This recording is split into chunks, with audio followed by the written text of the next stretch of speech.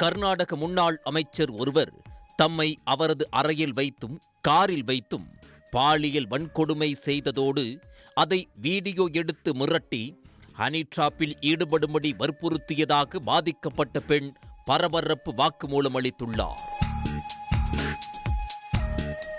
கர்நாடக பாஜக எம்எல்ஏவான முனிரத்னா மீதே இந்த திடுக்கிடும் குற்றச்சாட்டுகள் எழுந்துள்ளன.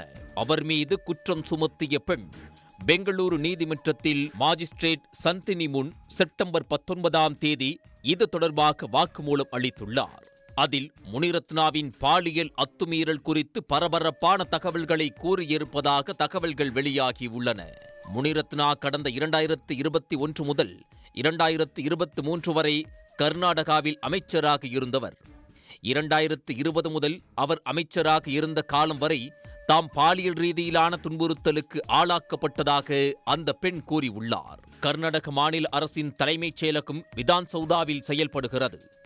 அங்கு அமைச்சருக்கான சேம்பரில் வைத்து தம்மை முனிரத்னா பாலியல் வன்கொடுமை செய்ததாகவும், அதேபோன்று அவரது காரில் வைத்தும் அவருக்கு சொந்தமான குடோனில் வைத்தும் இதே செயலில் ஈடுபட்டதாகவும் அந்த பெண் குற்றம் சாட்டியுள்ளார். கடந்த 2020ஆம் ஆண்டு கொரோனா தடுப்பு பணியில் ஈடுபட்ட போது முனிரத்னா அறிமுகமானார். அதே ஆண்டின் ஏப்ரல் மாதம் முத்தையால் நகர் குடோனில் வைத்து என்னை பாலியல் வன்கொடுமை செய்தார். 2 நாட்கள் கழித்து அது தொடர்பான வீடியோவை அனுப்பி என்னை மிரட்டினார். மற்றவர்களை ஹனி டிராப்பில் வீழ்த்தும்படி வற்புறுத்தினார். அவரது அரசியல் எதிரிகளை ஹனி டிராப்பில் வீழ்த்தி வீடியோ எடுத்து பின்னர் மிரட்டியதாகவும் பாதிக்கப்பட்ட பெண் தமது வாக்குமூலத்தில் கூறியிருப்பதாக இன்று ஊடகங்களில் செய்தி வெளியாகியுள்ளது. இதையடுத்து இந்த விவகாரம் கர்நாடக அரசியலில் அதிர்வலைகளை ஏற்படுத்தி உள்ளது.